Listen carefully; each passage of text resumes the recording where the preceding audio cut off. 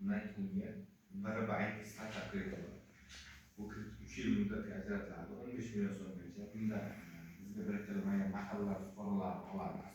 Asosiy u 3 yil muddatga 28%dan undan ta'minot sug'urta polisi yoki uchinchi shaxs kafillaydi. Bunda ham 6 oygacha imtiyozlari bor.